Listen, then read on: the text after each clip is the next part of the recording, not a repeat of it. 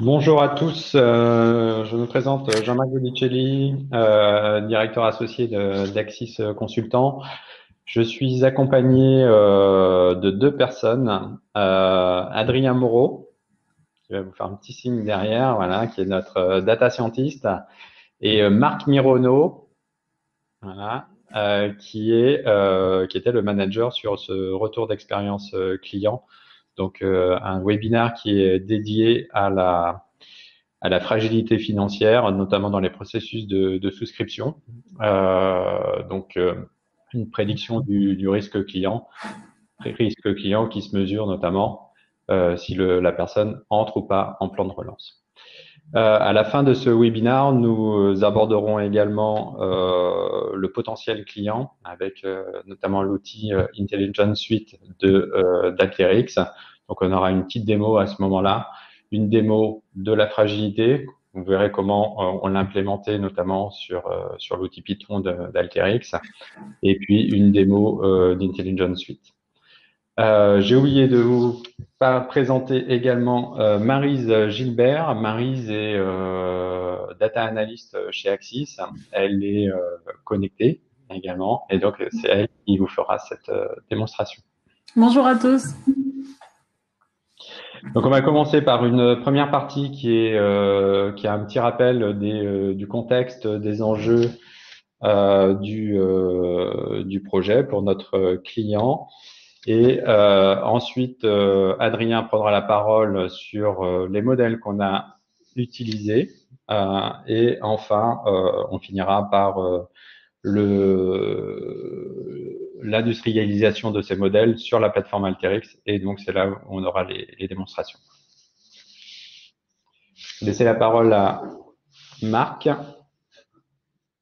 Alors, est-ce que vous voyez, ça c'est tac. Normalement, vous voyez mon écran. Et c'est parti. Marc. Et bonjour à tous. Donc,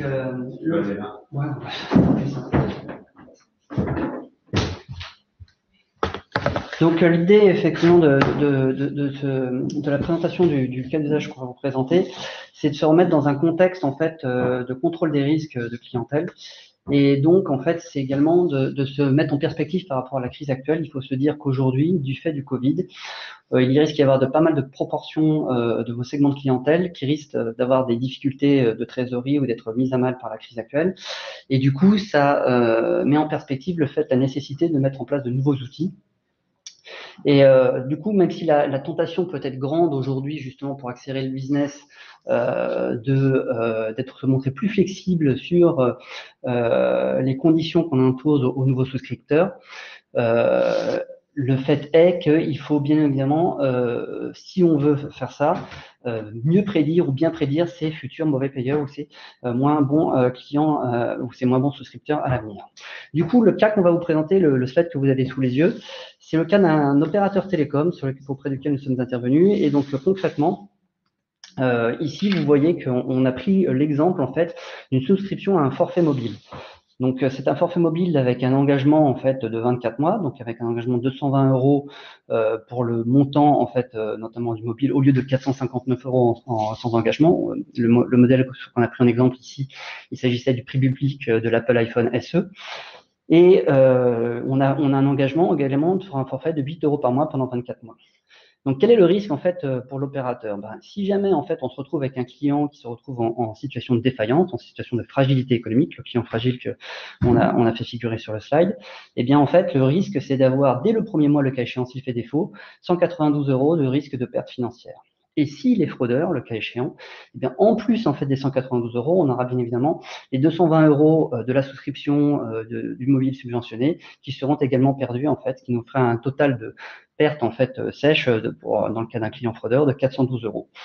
Donc, pour ce faire, quel type d'action et de contre-mesure l'opérateur télécom est susceptible de mettre en place. Bien évidemment, d'orienter ces souscripteurs vers des moyens de paiement plus sécurisés, ne serait-ce que pour sécuriser la première transaction, donc via les canaux web, notamment avec des modalités comme le 3D Secure. D'avoir également un accompagnement par les conseils clientèle qui soit plus efficace, avec une orientation vers un forfait ou un produit moins cher, le cas échéant, plus adapté à la situation économique du souscripteur, d'avoir des demandes de garantie ou d'avance sur consommation, ce genre d'éléments, ou d'optimiser également la date de prélèvement de façon à ce qu'elle soit plus en phase avec la tombée des payes notamment. Donc voilà un peu le type de situation qu'on peut rencontrer.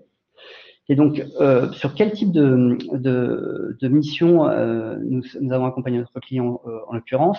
L'objet de l'intervention, c'était d'avoir effectivement d'identifier ces potentiels clients fragiles à risque et d'identifier ces potentiels clients frauduleux. Donc, 3 phases pour cette intervention, évidemment. Tout d'abord, effectivement, il a fallu générer et modéliser des calculs de score. La deuxième phase, une fois qu'on les a modélisés, ça a été d'automatiser les types de contrôle, les types de contre-mesures qu'on peut mettre en œuvre au travers de la cellule risque et recouvrement via ces scores de risque. Et également, un point très important qu'il a fallu surveiller tout autour de la mission, c'est celui de ne pas surpondérer effectivement les scores de risque de façon à ne pas trop nuire au business et de ne pas en fait avoir des contrôles trop restrictifs qui feraient en sorte que on aurait moins de business rentrant. En termes de produits finis, du coup, on est parvenu à 3 types de modèles statistiques. Un score de fragilité économique, un score de fraude et également un système d'alerte par clustering pour la partie fraude. Et une fois qu'on a optimisé ces scores, qu'on les a entraînés avec le machine learning, on les a packagés, on les a automatisés et on les a injectés dans des workflows Alteryx, ce qu'on vous présentera un peu plus tard. Ensuite, dernier mot sur la partie le slide qui s'affiche, un peu pour vous donner un petit éclairage un peu sur les enjeux effectivement pour cet opérateur télécom au niveau de sa cellule justement risque et recouvrement, et pour vous éclairer un peu sur le processus métier qui était mis en œuvre en fait à ce niveau-là.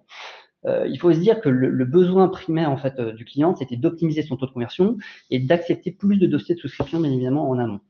Donc pour ça, vous avez effectivement tout un tas de canaux de souscription entrante, que ce soit des points de vente, que ce soit du distanciel par call center ou par le web. Et il y avait environ 70% du coup de dossiers retenus suite à une demande de souscription. Sur ces 70% de dossiers retenus à peu près, on avait à peu près environ 30% sur les segments de clientèle sur lesquels on était conduit à travailler, environ 30% de dossiers qui étaient refusés après analyse en fait des risques et mise en œuvre d'actions de contre-mesure par la cellule risque. Et au terme en fait de ces souscriptions acceptées, on s'est aperçu que il y en avait environ 3% au terme du plan de relance. Il y a un plan de relance qui était chez le client, qui était activé sur une période d'environ 72 jours. Il y avait environ 3% d'impayés pour fragilité économique et 1% pour fraude, en fait, qui déclenchait une perte sèche.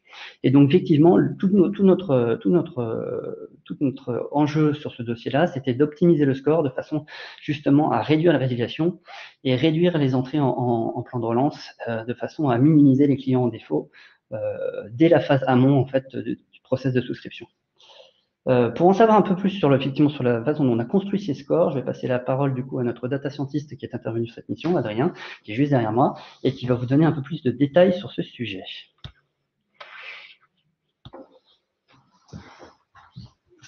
Bonjour à tous. Alors, je vais me permettre de retirer mon masque pour pouvoir parler plus facilement. Je le remettrai ensuite. Voilà. Alors, tout d'abord, une première slide assez généraliste pour montrer les grandes phases du projet, qui sont des phases classiques pour un projet de data science. Alors, en 4 phases, avec une première phase de cadrage du besoin, où là, l'idée, c'était bien sûr de comprendre la solution qui était attendue, de faire une cartographie des données. Une phase de préparation du dataset qui a été faite en Alteryx, où là, l'idée, c'était de croiser les différentes sources de données et de faire du feature engineering, c'est-à-dire créer les bonnes variables qui vont nous permettre de faire la prédiction. Une phase d'entraînement des modèles qui là a été faite en Python, où l'idée, c'était de sélectionner les algorithmes, la mesure de performance et d'entraîner les modèles. Et enfin, une partie de mise en production pour l'industrialisation en Alteryx.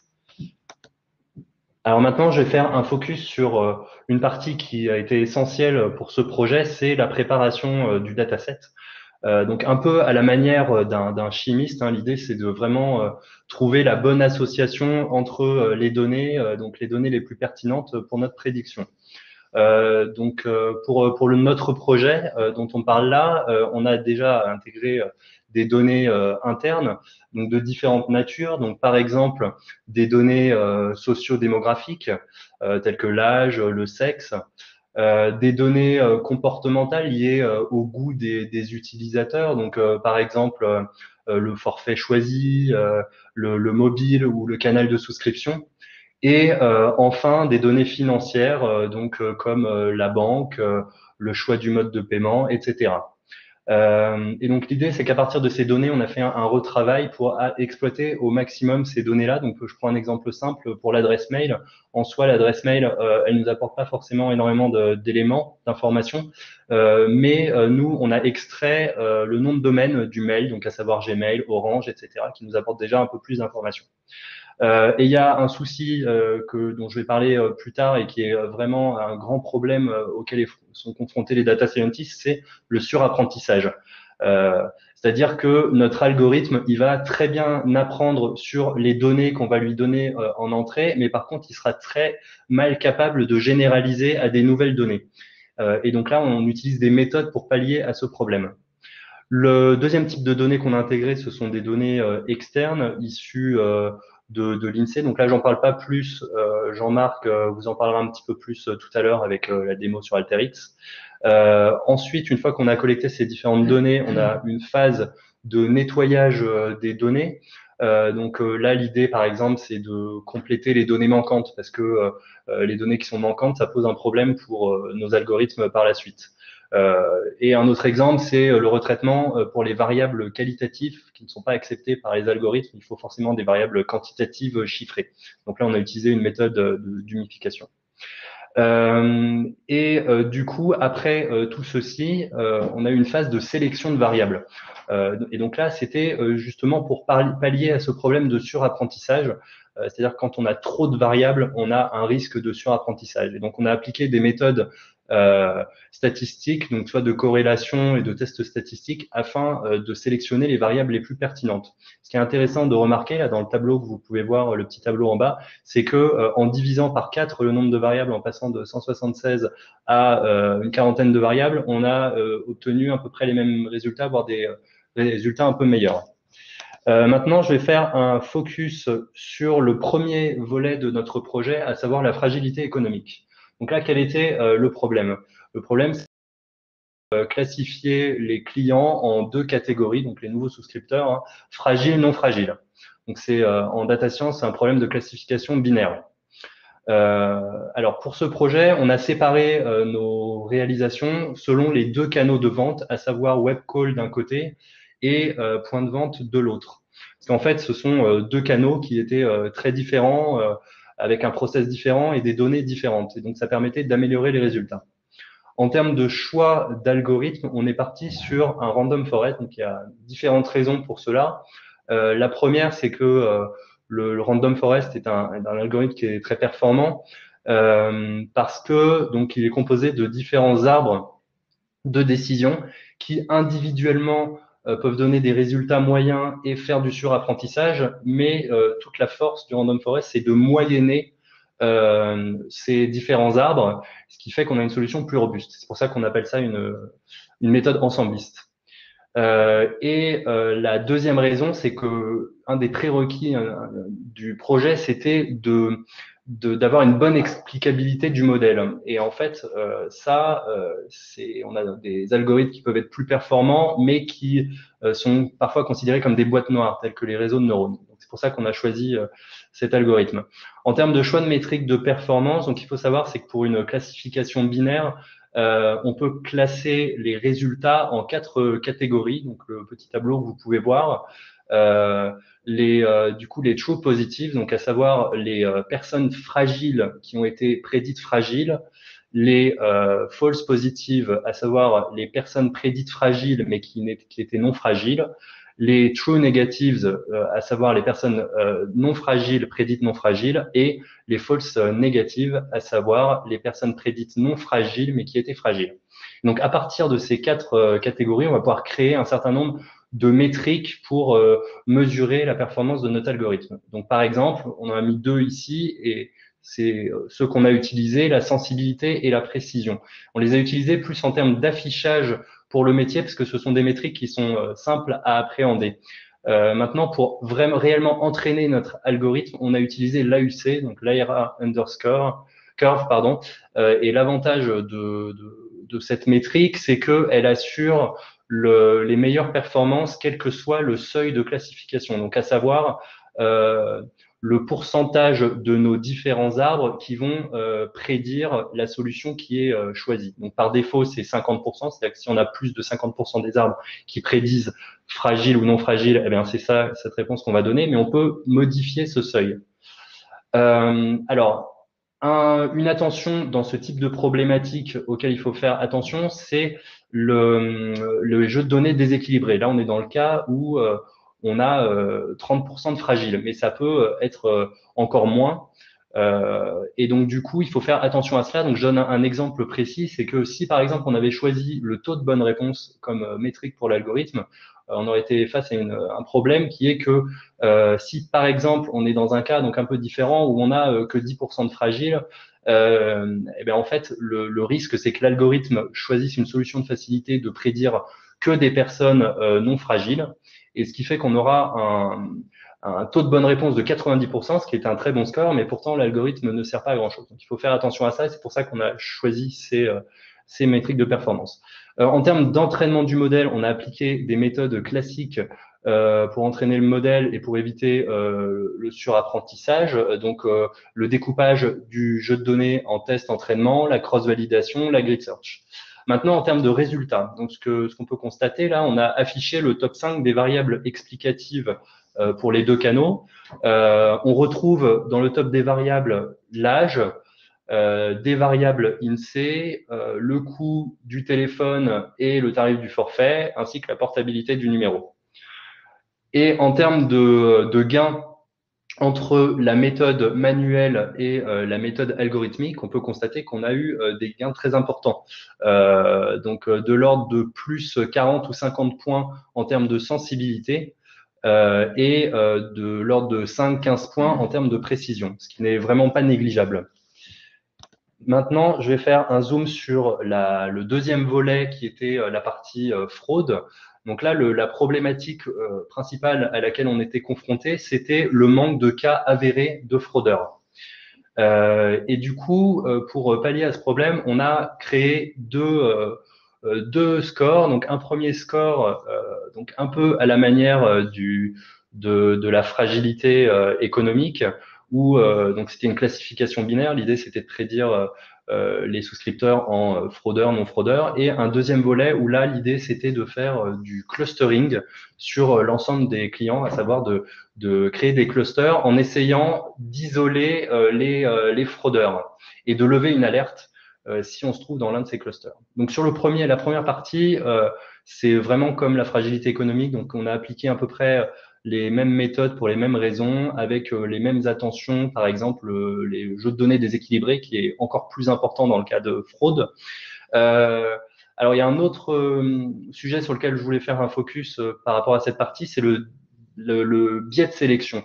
Et en fait, le biais de sélection, il apparaît lorsque l'entreprise fait, donc l'équipe risque fait un certain nombre de contrôles et filtre les clients à l'entrée. Ce qui fait qu'en fait, les clients et donc les cas avérés de fraude qu'on va retrouver, ils vont être sur une population qui n'est pas représentative de la population qui souscrit à des forfaits, à des mobiles. Et donc ça pose problème. Et donc du coup, on applique des méthodes pour ce genre de situation, donc reclassification itérative qu'on a utilisée, ou groupe de contrôle, qui est un peu plus compliqué à mettre en place. En termes de performance, donc on voit qu'on a un taux de sensibilité de précision qui est bon, de l'ordre de donc 73% pour la sensibilité et 61% pour la précision. Et en termes de variables explicatives, on retrouve le coût unitaire du téléphone, le montant payé, la marque Apple, le nombre de data du téléphone et une variable INSEE. Donc ça, c'est pour le premier volet. Pour le deuxième volet, le clustering, donc là, on a appliqué des méthodes classiques lorsqu'il s'agit d'un clustering, hein, donc la normalisation des données, la réduction de dimensions et l'optimisation du nombre de clusters. Et donc pour faire cette optimisation du nombre de clusters, on a utilisé un coefficient qui s'appelle le coefficient silhouette et qui permet de s'assurer qu'on a des clusters cohérents, à savoir des clusters assez homogènes entre eux pour avoir des clients homogènes au sein d'un même cluster, mais en même temps des clusters éloignés les uns des autres. Et donc, en faisant cette optimisation, on est tombé sur 9 clusters, donc c'est le chiffre qu'on a choisi. Et ce qu'on peut constater en termes de résultats, c'est qu'en fait, on a là affiché pour vous un tableau avec pour chaque cluster le taux de fraudeurs et le taux de population. Et on remarque qu'on a un cluster, donc là, le cluster numéro 3, qui possède 9% quasiment de fraudeurs, à savoir la quasi-totalité des fraudeurs. Et donc, l'idée du clustering, c'est de lever une alerte lorsque on est dans ce cluster. Voilà, maintenant, je vais laisser la parole à Maryse et Jean-Marc qui vont vous parler d'Alterix. Je vous remercie. Merci. Oui. Hop, merci. Alors, je reviens. Je vais juste vérifier qu'on n'a pas de questions. Non, c'est bon. On y répondra à la fin. Parfait. Donc maintenant, je vais vous parler on vous a parlé du besoin, de la modélisation qui a été réalisée en data science et maintenant comment mettre en œuvre et industrialiser cette modélisation et donc comment déployer la solution. Et donc on a fait tout ça bien sûr grâce à Alteryx, qui est une plateforme data. Alors pourquoi on a choisi Alteryx? Comme je vous disais, pour passer du modèle à l'usage, on aurait très bien pu construire dans le cloud un environnement big data. On aurait pu mettre un certain nombre d'outils pour collecter les données, pour déployer notre notre algorithme de data science. Ça nous aurait pris sûrement plusieurs centaines de milliers d'euros et plusieurs mois. C'était pas l'attente de notre client. Notre client voulait quelque chose de très rapidement déployable et de performant également, et également à un coût intéressant. Donc, on a choisi de déployer ce modèle sur la plateforme Alteryx et d'encapsuler grâce à un outil, on verra tout à l'heure, qui s'appelle l'outil Python. On a donc pu encapsuler tout l'algorithme qui a été développé par Adrien. Deuxième raison du choix d'Alteryx, c'est une plateforme pour ce qu'on appelle les citizen developers ou citizen data scientists. Ça veut dire que une fois qu'on sera, là on est parti, on a fini notre intervention. Ça veut dire que maintenant, le client peut reprendre la main complètement sur tout le process et sans avoir de connaissances particulières en data analyse ou en data science, il peut faire évoluer la solution. Alors, la faire évoluer de manière quand même assez simple, hein. Donc, avec du drag and drop, vous verrez tout à l'heure la démonstration faite par Maryse. Et il peut également,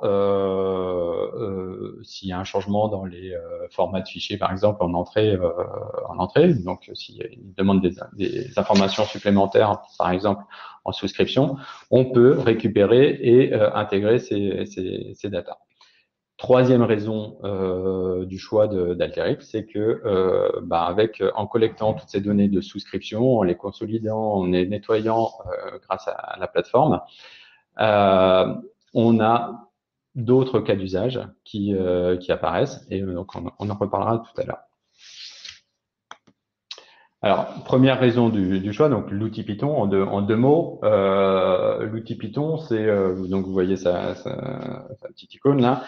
C'est ni plus ni moins qu'un notebook Jupyter qui est dans la plateforme. Donc, vous avez la même possibilité qu'avec Jupyter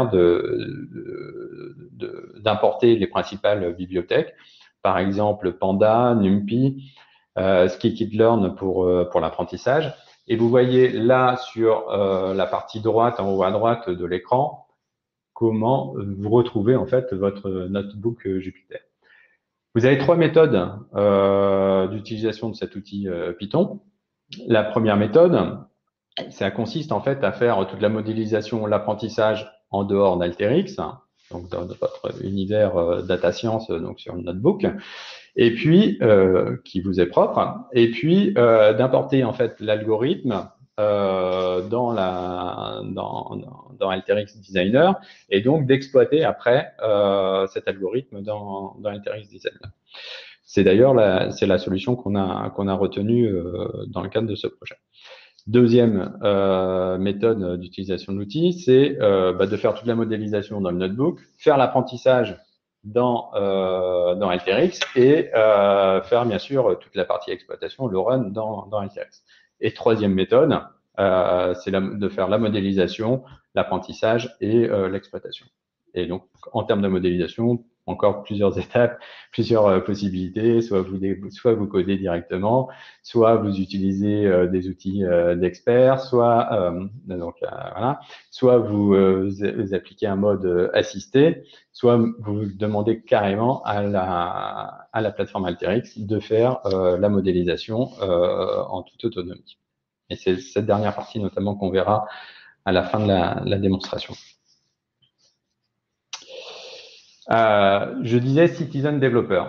Pourquoi Citizen Developer? Vous voyez, donc ça c'est une petite capture d'écran de la solution Alteryx. Donc tout en haut, vous voyez un certain nombre d'icônes. Donc ce sont des fonctionnalités. Par exemple, pour la préparation des données, vous avez des fonctionnalités qui sont de collecte. Vous en avez d'autres qui sont par exemple, de faire un tableau croisé dynamique. Vous en avez d'autres qui sont de faire des regroupements et ainsi de suite. Donc vous prenez ces fonctionnalités, vous les déplacez en fait dans le petit panneau là blanc d'Alterix et automatiquement vous les liez avec votre source de données et ça vous donne votre résultat quand vous cliquez sur exécuter. Dans le cas présent, donc on vous a dit qu'on utilisait les données notamment INSEE sociodémographiques, c'est-à-dire le taux de chômage, le pouvoir d'achat de la zone, pour évaluer le risque client. Donc, à partir d'une adresse, qu'est-ce qu'on fait? C'est à partir d'une adresse, on va déterminer la position GPS, donc la latitude et la longitude. Donc, on voit ici que au milieu là, on a toutes les adresses des souscripteurs.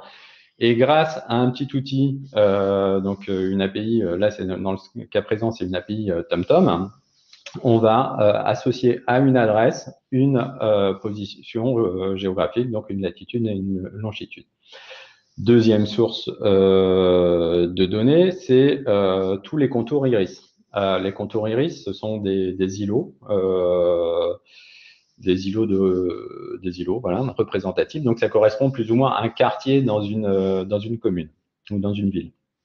Donc, et c'est à cette maille-là que sont associées les données socio-démographiques. Donc, on charge les contours géographiques de ces codes iris. Et puis, troisième étape, on vient associer grâce à une petite fonction ici que vous voyez ici, on vient associer la position GPS à l'îlot, donc à la zone géographique. Donc voilà. Donc à partir de la position GPS, on regarde dans quel îlot ça se trouve et Alteryx trouve automatiquement le bon îlot. Et enfin, dernière étape, après, on va venir bien sûr, une fois qu'on a l'îlot, donc le code iris, on va associer toutes les données socio-démographiques et les utiliser dans le cadre de la prédiction. Troisième raison du choix, ça nous ouvre en fait plein d'autres use cases, d'avoir collecté ces données de souscription. Là, vous voyez, on peut faire de la data vis. Alors, de la data vis soit sur la performance du modèle prédictif, donc soit de la DataVis sur le processus de souscription. Donc, combien, par exemple, là, vous voyez une petite copie d'écran, hein, c'est combien il y a eu de souscriptions dans le mois, combien de personnes sont rentrées dans le plan de relance, quelle a été, c'est un mix un peu des deux, quelle a été la précision de l'algorithme, et puis, vous voyez en histogramme, là, typiquement, le nombre d'activation de lignes par mois. Vous pouvez cliquer sur une tranche d'âge et vous voyez, bien sûr, tout se met à jour par rapport à la tranche d'âge que vous avez choisie. Il y a d'autres cas d'usage hein, qui sont possibles, notamment en termes de data analyse. On peut calculer des scores de rétention, le renouvellement, l'attrition. On pourrait très bien faire du cross-selling, c'est-à-dire, bah voilà, j'ai vendu un forfait plus mobile. Est-ce qu'il serait pertinent ou pas de proposer à ce type de client une box? Ça, c'est également possible une fois qu'on a toutes ces données de souscription. Des répartitions des ventes, des analyses de répartition des ventes par canal, du marketing automation, ou encore, on pourrait même faire de l'optimisation du parcours digital. Alors, dans notre cas, donc très rapidement, avant de passer la main à Maryse sur la partie démo, donc on voit que on récupère, on n'est pas directement plugué sur le système de souscription, mais on récupère tous les jours une extraction du système de souscription qui est déposé en fait sur un répertoire particulier. Et donc le designer qui comprend tous les codes, donc la plateforme Alteryx, va venir récupérer en fait cette extraction de toutes les souscriptions et calcule le score du souscripteur. Et ensuite, dernière étape du process, l'équipe de risque reprend la main et valide les scores. Et en fonction des scores, demande des garanties ou pas au client. Donc, étape de la démonstration maintenant. Donc, Maryse va vous présenter le bureau Alteryx, les principales étapes du workflow qu'on a mis en place, l'outil Python, et je reviendrai à la fin sur la partie Intelligent Suite. Voilà, je laisse la main à Maryse. Bonjour à tous à nouveau. Je vais partager mon écran. Tac. Alors, donc là, on est dans Alteryx. Rapidement, pour ceux qui ne connaissent pas encore l'outil, donc ça se présente comme ça. Donc là, on a une partie, je vais ouvrir un workflow vide. Là, on a le canevas, donc la partie vide où on va glisser tous nos outils. Les outils sont répartis par palette ici en haut. Donc, on a la partie intégration, output des données, on a la préparation, les jointures, ainsi de suite. Et ça, on l'a pour toutes les, à peu près tous les outils. Là, dans notre démo, donc, je vais vous montrer rapidement. Donc là, c'est le workflow pour le client qui est découpé en 3 parties. Donc tout ça, ça sera la partie sélection des données pertinentes. Ensuite, donc il y a le croisement dont Jean-Marc a parlé avec le géocodage et l'intégration des données INSEE. Et ensuite, il y a la partie Python.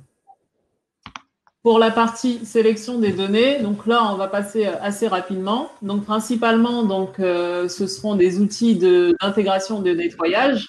Donc là, on va amener le fichier en entrée. On va faire de tout ce qui est exclusion des lignes vides, suppression des colonnes, mise en forme des dates, nettoyage, par exemple, un numéro de téléphone, il faut absolument qu'il n'y ait que des chiffres et pas des nombres. Donc, on va utiliser toutes ces palettes d'outils-là qui permettent donc justement le filtrage, la sélection, le nettoyage des données, le dédoublonnage de tables, et ensuite, donc, on va récupérer une base propre, et c'est celle-là qu'on va intégrer donc dans la partie géocodage. Donc là, pour revenir rapidement à ce que Jean-Marc montrait, donc là, on a le géocodeur TomTom. On va lui renseigner donc une adresse, une ville, un code postal, et en fonction de ça, il va pouvoir placer sur la carte.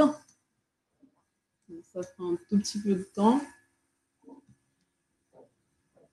Il va donc pouvoir placer sur la carte donc toutes les adresses qu'on lui a renseignées.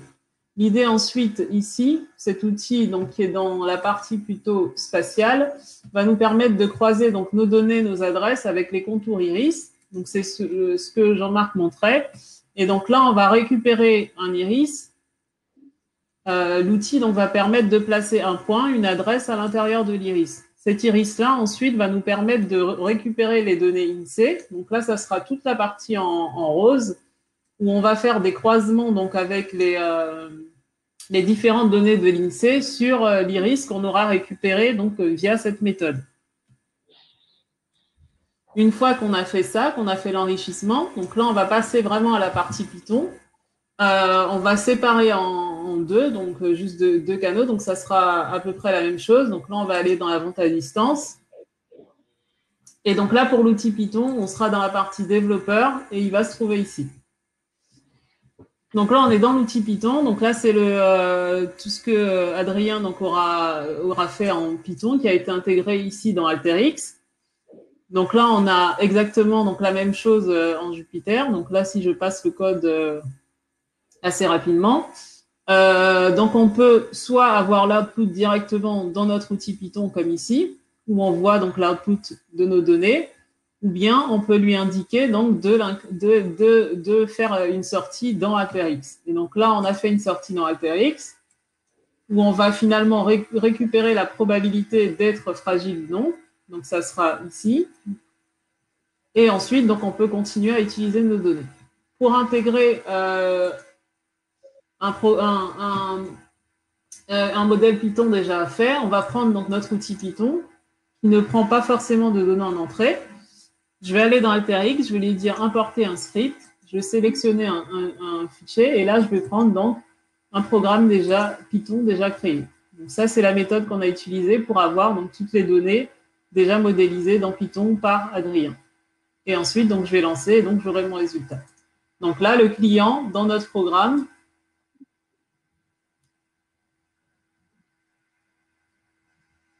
une fois que c'est lancé, il aura en sortie le résultat avec l'intégration Python qui a été faite au préalable. Voilà, je ne sais pas si… Merci Maryse. Merci pour la démonstration. Donc ça, vous avez vu comment on a pu l'intégrer et quel est tout le traitement, tout le workflow de traitement des données en amont de l'utilisation de l'algorithme sous Python. Je vais vous présenter mon écran. Donc on va parler d'un deuxième cas d'usage qui est le calcul du potentiel client. Donc, ce cas d'usage vise à quoi? Vise à déterminer le chiffre d'affaires qui sera fait avec ce client sur une période d'1 an. Alors, voilà. Donc, vous pouvez vous dire, c'est mon client, c'est le prix du mobile qu'il a acheté parce qu'il paye une partie du prix du mobile, plus le forfait fois 12 mois, et ça vous donne le chiffre d'affaires. Sauf que le client peut résilier notamment pendant cette période de 12 mois, et le chiffre d'affaires n'est pas exactement égal au potentiel du client. Donc, on va, grâce à cet exemple, analyser le potentiel client, déterminer le chiffre d'affaires du potentiel du client. Donc on rentre en fait, vous voyez ici toutes les données qui nous permettent de faire l'apprentissage. Donc on a pris toutes les données dans ce cas-là de 2018 avec le canal de distribution, l'origine du terminal, le type de terminal, la portabilité, les prix, les scores également qui ont été calculés par différents scores qui ont été calculés par Adrien. Et à partir de toutes ces informations, notre but est de prédire le chiffre d'affaires potentiel du client. Donc, on a un petit outil qui s'appelle la modélisation assistée dans Alteryx. Voilà, ça se présente comme ça. Je viens le connecter en fait à ma source de données. Donc là, j'ai juste un petit filtre sur la source de données. Donc je viens le connecter à ma source de données. Je démarre la modélisation et vous allez voir comme c'est assez simple. Alors là, on va attendre peut-être une dizaine de secondes avant que ça n'apparaisse.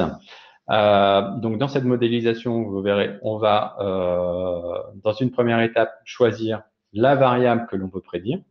donc c'est le chiffre d'affaires. Et ensuite, on va choisir un mode de modélisation. Est-ce qu'on veut faire une modélisation assistée? Donc, ça veut dire que dans la partie modélisation assistée, l'outil va nous permettre de tester en fait différents algorithmes, de nous montrer quel est l'impact des différentes variables sur le résultat. Ou alors, on choisit, hop, si j'arrive à retrouver ma souris, on choisit le mode automatique. Donc, on clique sur le mode automatique, on clique sur suivant, et l'outil choisit les bonnes variables, fait les bonnes opérations de nettoyage, trouve le bon algorithme et génère en fait tout le workflow pour appliquer cet algorithme.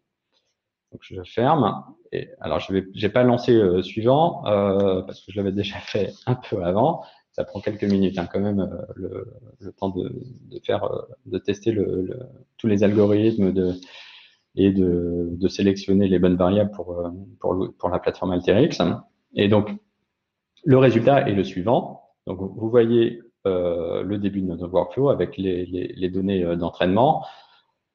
L'assistant qui permet de modéliser et automatiquement, donc, il m'a généré tout un workflow. Et dans ce workflow, donc, on a des étapes de nettoyage, on a des étapes de sélection de variables et on a des étapes d'apprentissage. Donc voilà, donc c'est tout ce workflow, ce conteneur qu'on appelle dans Alteryx. Et ici, in fine, donc en sortie, on a l'outil de prédiction. J'ai récupéré ensuite un jeu de test qui est complètement différent, qui n'était pas dans la partie entraînement. Et j'ai appliqué ce modèle calculé, déterminé par Alteryx au jeu de test. Donc voilà, c'est ce qu'on a ici. C'est mon jeu de test. Et donc ça m'a donné quoi comme résultat? Donc on peut regarder, on va déplacer hop, un petit peu la fenêtre. Donc, je reviens. Voilà. Donc, sur le canal call center, par exemple, dans mon échantillon de jeu de test, j'avais 54 souscriptions. Et 54 souscriptions, donc le prix payé plus 12 fois le forfait, aurait pu me donner un chiffre d'affaires potentiel de 14 588 € sur un an. Je me suis aperçu, parce que ce jeu de test, c'est sur des données qui ont plus d'1 an, que le chiffre d'affaires pour ces clients était de 3 896 € et que m'a prédit en fait Alteryx grâce à l'Intelligence Suite, c'est un chiffre d'affaires de 4 351. Donc là, dans ce cas-là, on a un écart de 5% par rapport au chiffre d'affaires réel, mais un écart beaucoup plus important. C'est bien plus précis que les 14 588 € qu'on aurait pu prédire en faisant juste prix payé.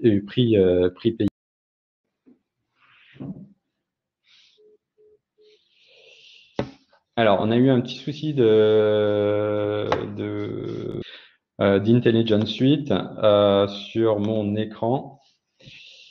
Et ce que je vous propose, c'est de repartager très rapidement l'écran. Voilà. Donc, nous sommes ici dans Intelligence Suite. Donc, ce que je vous disais, je ne sais pas si vous l'avez entendu. Donc, on a pris des échantillons. Donc, c'est toutes les souscriptions sur l'exercice 2018. On a appliqué ensuite la modélisation assistée. Donc, en cliquant simplement sur ce bouton démarrer, en choisissant ensuite la variable qui était à prédire. Donc, c'était le chiffre d'affaires. L'outil nous a généré automatiquement le bon modèle qui permet de sélectionner les données, les variables, qui permet de nettoyer les variables, qui permet de retenir l'algorithme le plus pertinent. Dans le cas présent, c'était la forêt aléatoire, et qui permet ensuite de faire de l'entraînement. Et ensuite, Ce que je vous montrais, c'était sur un échantillon de données, les résultats que ça donnait. Et donc, si on regarde sur la partie call, alors, j'ai un peu escamoté tout à l'heure la présentation d'Axis, donc en attendant qu'il y ait une autre question. Donc, Axis, on est un cabinet de conseil en management. On est 240 consultants, 32 millions d'euros de chiffre d'affaires. Donc, on a le domaine de spécialité, hein, c'est notamment la finance, les processus marketing et commerce, et bien sûr toute l'activité data. Et donc c'est un mélange de ces trois compétences qu'on a utilisées dans le cadre de ce projet.